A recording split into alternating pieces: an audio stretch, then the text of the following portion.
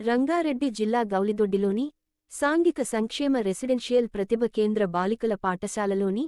విద్యార్థులతో కలిసి జన్మదిన వేడుకలు జరుపుకున్న రాష్ట్ర ఉప ముఖ్యమంత్రి బట్టి విక్రమార్క అనంతరం విద్యార్థులతో కలిసి ముచ్చటిస్తూ భోజనం చేశారు. హాస్టల్లో ఉన్న వసతుల గురించి తెలుసుకుని అన్ని వసతులు కల్పిస్తామని తెలిపిన తెలంగాణ రాష్ట్ర ఉప ముఖ్యమంత్రి బట్టి విక్రమార్క